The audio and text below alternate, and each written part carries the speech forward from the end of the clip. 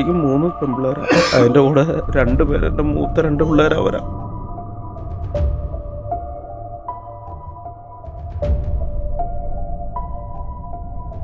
നമസ്കാരം. ഞാൻ ഇപ്പോൾ നിൽക്കുന്നത് തൊടുപുഴയ്ക്കടുത്ത് ചീനിക്കുഴിയിലാണ്. ഏറ്റവും ദുഃഖകരമായ ഒരു വാർത്തയാണ് ഇവിടെ നിന്നും പ്രേക്ഷകരുമായി പങ്കുവയ്ക്കാനുള്ളത്. എൻ്റെ പിന്നിൽ കാണുന്ന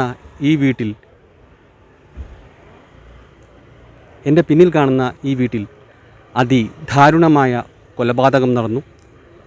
കൂട്ടക്കൊലപാതകം എന്ന് തന്നെ പറയാം. ഗൃഹനാഥൻ ഹമീദാണ് ഈ ക്രൂരകൃത്യം ചെയ്തത്. ഹമീദിൻ്റെ മകൻ ഷിബു എന്ന് നാട്ടുകാർ വിളിക്കുന്ന മുഹമ്മദ് ഫൈസൽ, ഭാര്യ സീബ,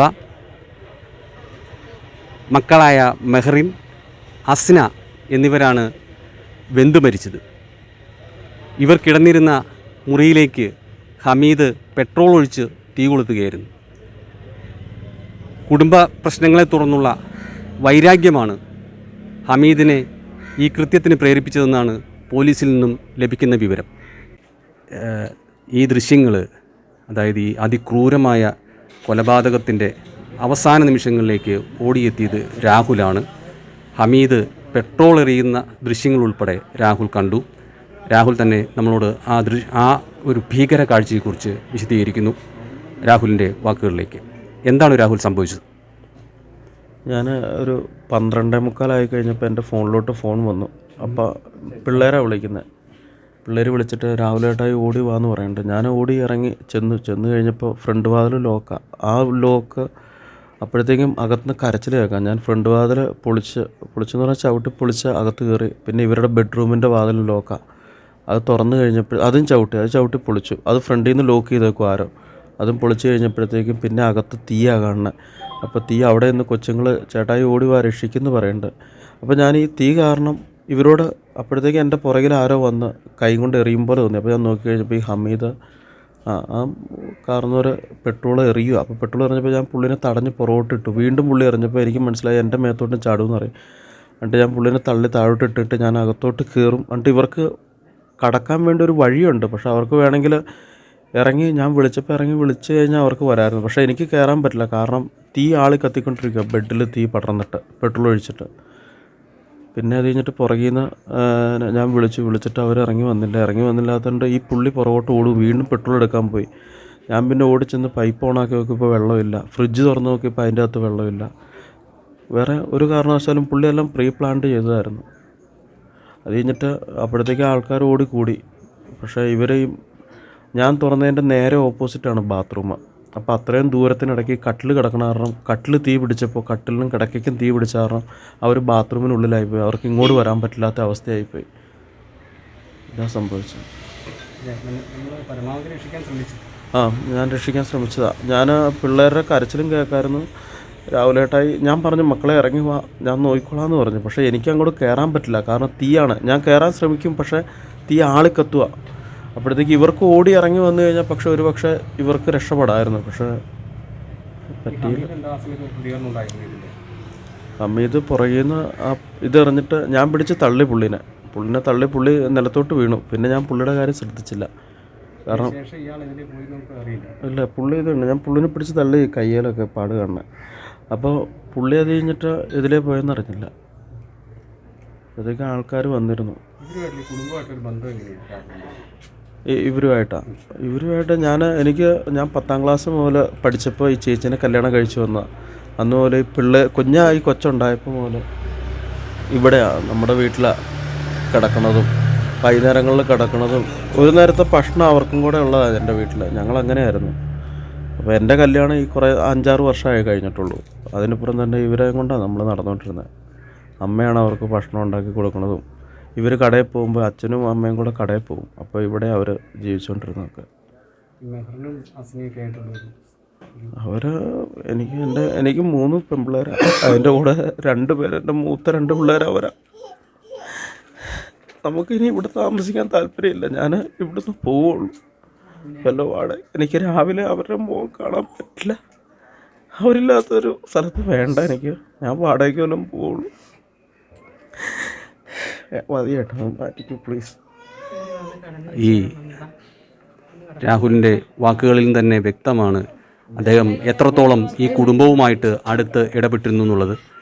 എന്തായാലും ആ ഒരു ദുഃഖം താങ്ങാനാകാത്ത ഒരു അവസ്ഥയിലാണ് രാഹുലും ഒപ്പം അമ്മയും കുടുംബാംഗങ്ങളും എല്ലാം.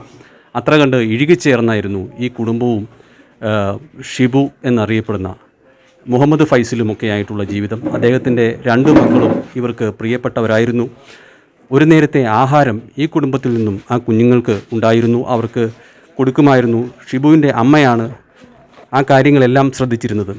എന്തായാലും ഏറ്റവും ദുഃഖകരമായ ഒരു വാർത്തയാണ് ചീനിക്കുഴിയിൽ നിന്നും പങ്കുവയ്ക്കാനുള്ളത്. സംഭവം അറിഞ്ഞ് ആദ്യമെത്തിയവരിൽ ഒരാളാണ് ഉടുമ്പന്നൂർ പഞ്ചായത്ത് പ്രസിഡന്റ് എം ലതീഷ്. അദ്ദേഹം നമ്മളോട് ഇവിടെ കണ്ട കാഴ്ചകളെക്കുറിച്ചും അറിഞ്ഞ വിവരങ്ങളെക്കുറിച്ചും സംസാരിക്കുന്നു. അദ്ദേഹത്തിൻ്റെ വാക്കുകളിലേക്ക്. എന്താണ് ഇവിടെ സംഭവിച്ചത്? നമ്മൾ അറിയുന്ന വിവരങ്ങൾ എന്തൊക്കെയാണ്? ഏകദേശം ഇന്നലെ രാത്രി 1 മണിയോടുകൂടിയാണ് ഈ സംഭവം അറിയുന്നത്. അറിഞ്ഞ സമയത്ത് തന്നെ കിട്ടാവുന്ന സുഹൃത്തുക്കളെയും കൂട്ടി ഞങ്ങൾ എത്തിയിരുന്നു. എത്തിയപ്പോൾ കണ്ട കാഴ്ച ഇവരുടെ കടപ്പുമുറിയുടെ വശം ഏതാണ്ട് പൂർണ്ണമായും കത്തിക്കരിഞ്ഞ നിലയിലാണ്. നാട്ടുകാർ ഓടിക്കൂടി തീ അണച്ചുകൊണ്ടിരിക്കുന്നുണ്ടായിരുന്നു. ഫയർഫോഴ്സിൻ്റെ ജീവനക്കാരൊക്കെ അല്പസമയം കഴിഞ്ഞ് എത്തിച്ചേർന്നു. അവരെല്ലാവരും കൂടി തീ അണച്ചതിന് ശേഷമാണ് ഞങ്ങൾക്ക് ആ മുറിക്കകത്തേക്ക് കയറാൻ സാധിച്ചത്. കയറി ചെന്നപ്പോൾ കണ്ടത് ഒരു കിടപ്പുമുറിയോട് ചേർന്ന ഒരു ശുചിമുറിക്കകത്ത് 4 പേരും കത്തിക്കരിഞ്ഞ നിലയിൽ കിടക്കുന്ന കാഴ്ചയാണ് കണ്ടത്. 2 പെൺകുട്ടികളെ ചേർത്ത് പിടിച്ചുകൊണ്ട് ഈ ഫൈസലും, ഷിബു എന്നാണ് ഞങ്ങൾ വിളിക്കാറ് ഫൈസലിനെ, തൊട്ട് ഈ ശുചിമുറിക്ക് പുറത്തേക്ക് ഷിബുവിൻ്റെ ഭാര്യയും കിടക്കുന്ന കാഴ്ചയാണ് കാണാൻ കഴിഞ്ഞത്. അപ്പോൾ ഇവിടെ ആ സമയത്തുണ്ടായിരുന്ന ഈ സംഭവം കണ്ട ദൃക്സാക്ഷികൾ പറഞ്ഞത് ഫൈസലിൻ്റെ പിതാവ് ഹമീദ് വീട് എല്ലാം പൂർണ്ണമായും പുറത്തുനിന്ന് പൂട്ടിയിരുന്നു, വൈദ്യുതി ബന്ധം വിച്ഛേദിച്ചിരുന്നു, ടാങ്കിൽ നിന്നുള്ള വെള്ളം ചോർത്തിക്കളയുന്നതിന് ആവശ്യമായിട്ടുള്ള ക്രമീകരണം നടത്തിയിരുന്നുവെന്നും അതുമാത്രമല്ല തൊട്ട് അയൽപക്കത്തെ വീട്ടിൽ നിന്ന് ഇങ്ങോട്ട് വെള്ളം കൊണ്ടുവന്നിരുന്ന പൈപ്പ് വരെ കണക്ഷൻ വരെ വിച്ഛേദിച്ചിരുന്നു എന്നാണ് അറിയാൻ കഴിഞ്ഞത്. തൊട്ട് അയൽവാസിയായിട്ട് രാഹുൽ ആണ് ആദ്യം ഓടിയെത്തിയത്. അദ്ദേഹം വരുമ്പോൾ ഈ ഫൈസലിൻ്റെ പിതാവ് ജനലിൽ കൂടി മുറിക്കകത്തേക്ക് പെട്രോൾ ഒഴിച്ചുകൊണ്ടിരിക്കുന്ന കാഴ്ചയാണ് കണ്ടതെന്നാണ് പറഞ്ഞത്. അപ്പോൾ അദ്ദേഹം ഈ ഹമീദിനെ തള്ളി മാറ്റി വാതിൽ ചവിട്ടിപ്പൊളിച്ചകത്ത് കിടക്കുകയായിരുന്നു. പക്ഷേ അദ്ദേഹത്തിന് മുറിയിലേക്ക് കയറാൻ കഴിഞ്ഞില്ല. തീയുടെയും പുകയും കാരണകത്തേക്ക് കയറാൻ കഴിഞ്ഞിട്ടില്ല എന്നാണ് രാഹുൽ പറഞ്ഞിട്ടുള്ള കാര്യം. കാരണമായി ഇപ്പോൾ അയൽവാസികൾ പറയുന്നത് ഇവർക്ക് കുറേ നാളുകളായി ഈ ഷിബുവും ഇദ്ദേഹവും പിതാവും തമ്മിൽ കുടുംബ വഴക്കുണ്ടായിരുന്നു.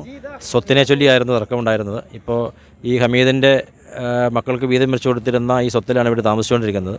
അപ്പോൾ ഇപ്പോൾ താമസിക്കുന്ന വീടും സ്ഥലവും ഒക്കെ ഹമീദിന് വേണം എന്നതിനെ ചൊല്ലിയായിരുന്നു തർക്കമെന്നാണ് പറയപ്പെടുന്നത്. ഇത് കുറേ നാളുകളായിട്ടുണ്ടായിരുന്ന തർക്കമാണ്. വീട്ടുകാരുമായിട്ടൊക്കെ ഇടയ്ക്കിടയ്ക്ക് വഴക്കുണ്ടാകാറുണ്ടായിരുന്നു എന്നാണ് ആളുകൾ പറയുന്നത്.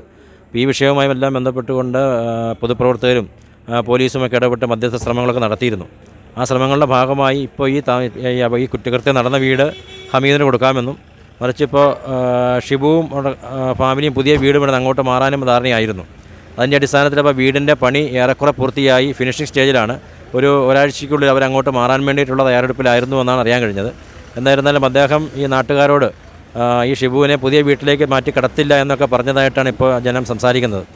എന്തായിരുന്നാലും ഈ ഹമീദ് എന്ന് പറയുന്നയാൾ വളരെ കാലയെക്കുട്ടി പ്ലാൻ ചെയ്ത് യാതൊരു കാരണവശാലും ഇവർ രക്ഷപ്പെടുത്തരുത് എന്ന ഉദ്ദേശത്തോടുകൂടി തന്നെയാണ് ഈ കൊലപാതകം നടത്തിയിരിക്കുന്നത് എന്നാണ് ഇപ്പോൾ സാഹചര്യ തെളിവിൽ നിന്ന് നമുക്ക് ബോധ്യപ്പെടുന്നൊരു കാര്യം. ഷിബു വളരെ നല്ലൊരു ചെറുപ്പക്കാരനായിരുന്നു. നമ്മുടെ ഈ ചീനിക്കുഴി കവലിൽ അദ്ദേഹത്തിന് വ്യാപാര സ്ഥാപനമുണ്ട്. എല്ലാവരോടും വളരെ സൗമ്യമായിട്ട് ഇടപെടുന്ന പ്രകൃതക്കാരനായിരുന്നു.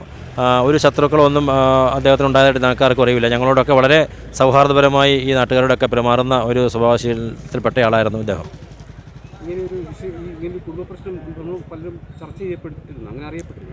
അങ്ങനെ കുടുംബ പ്രശ്നമുണ്ടെന്ന് ചർച്ച ചെയ്യപ്പെട്ടിരുന്നു. പല മധ്യസ്ഥന്മാർ ഇടപെട്ടിരുന്നു. വിഷയം പരിഹരിക്കാനുള്ള പരിശ്രമം നടത്തിയിട്ടുണ്ട്. ആ പരിശ്രമത്തിൻ്റെ ഭാഗമായിട്ടാണ് ഇപ്പോൾ ഇദ്ദേഹം പുതിയൊരു വീട് ഇവിടെ അങ്ങോട്ട് മാറാൻ വേണ്ടി തീരുമാനമെടുത്തത്. പക്ഷേ എന്തോ ഈ പിതാവിൻ്റെ മനസ്സിൽ വീണ്ടും തീരാത്ത എന്തോ പക ഉണ്ടായിരുന്നു എന്ന് വേണം മനസ്സിലാക്കാൻ.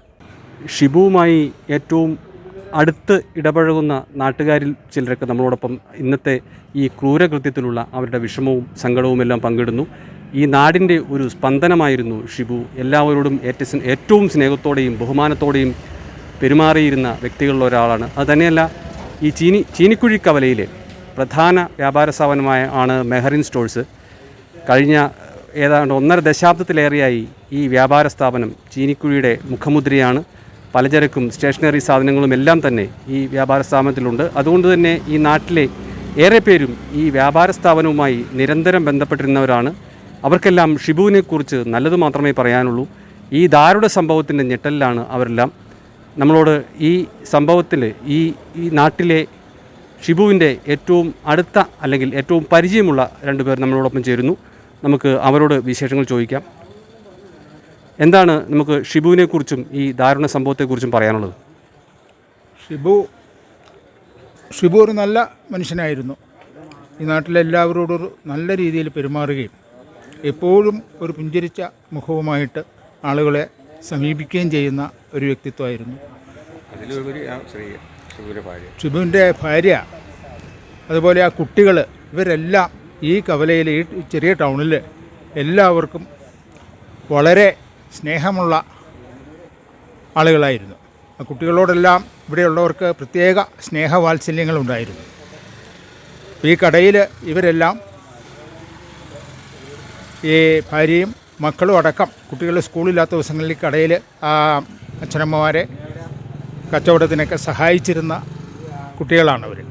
ഇവിടെ നിന്ന് 1 കിലോമീറ്റർ അപ്പുറത്തിപ്പോൾ 2 നിലയുള്ള ഒരു വീടിൻ്റെ പണി ഏകദേശം പൂർത്തിയായി വരികയാണ്. മിക്കവാറും ദിവസങ്ങളിൽ ഇവർ കുടുംബസമേതം ആ വീട് പണിയുന്നിടത്ത് പോവുകയും ആ വീടിൻ്റെ പണിയിൽ വളരെ താല്പര്യപൂർവ്വം ശ്രദ്ധിക്കുകയും ചെയ്യുന്നതായിട്ട് ഞങ്ങൾക്കെല്ലാം അറിയാവുന്നതാണ്. അപ്പം നാട്ടുകാർക്കാകെ പ്രിയങ്കരനായ ഷിബുവിൻ്റെ വേർപാടിൽ ഞങ്ങൾക്കാകെ ദുഃഖവും വലിയ നിരാശയും ഉണ്ട്. വളരെ അപ്രതീക്ഷിതമായിട്ട് നടന്ന ഈ സംഭവം വളരെ നിർഭാഗ്യകരമായി പോയി. ഈ നാട്ടിലെ നല്ല വ്യക്തിത്വങ്ങളിൽ ഒരാളായ ഷിബുവും അദ്ദേഹത്തിൻ്റെ കുടുംബത്തിൻ്റെ ദാരുണ മരണവും ഞങ്ങളെയെല്ലാം, ഈ നാടിനെ ആകെ ദുഃഖത്തിലാഴ്ത്തിയിരിക്കുകയാണ്. അതിൻ്റെ ഭാഗമായിട്ടാണ് ഇന്നിപ്പോൾ ഇവിടുത്തെ വ്യവസായികൾ അവരുടെ കച്ചവട സ്ഥാപനങ്ങൾ അടച്ചുകൊണ്ട് ഇന്നിപ്പോൾ ചീനിക്കുഴി ടൗണിൽ ഹർത്താൽ ആചരിക്കുകയാണ്. അതാണ് ഇത് സംബന്ധിച്ച് പറയാനുള്ളത്. ഇത് ചീനിക്കുഴി ടൗണിൻ്റെ മധ്യഭാഗത്താണ്. ഇവിടെ വ്യാപാര സ്ഥാപനങ്ങളെല്ലാം അടച്ചിട്ടിരിക്കുകയാണ്.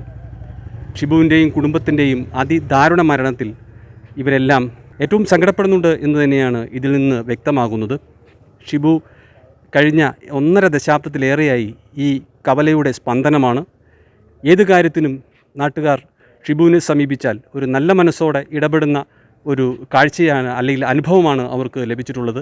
നാട്ടുകാരിൽ ഓരോരുത്തരും നമ്മളോട് വ്യക്തമാക്കുന്നു. ഷിബുവിൻ്റെയും കുടുംബത്തിൻ്റെയും അതിദാരുണമായ ഈ മരണത്തിൽ നാട് ഒന്നാകെ തേങ്ങുകയാണ്. അത്തരം ഒരു വികാര നിർഭരമായ കാഴ്ചയാണ് ചീനിക്കുഴിയിൽ നിന്നും നമുക്ക് ലഭിക്കുന്നത്. ഷിബുവിനെ അറിയുന്നവരെല്ലാം, അല്ലെങ്കിൽ ആ കുടുംബത്തെ അറിയുന്നവരെല്ലാം ഈ ദുഃഖത്തിൽ ഒരേപോലെ പങ്കാളികളാണ് എന്നുള്ളതാണ് ഇവിടെ നിന്നും ലഭിക്കുന്ന വിവരം. ചീനിക്കുഴിയിൽ നിന്നും പ്രകാശ് ചന്ദ്രശേഖർ.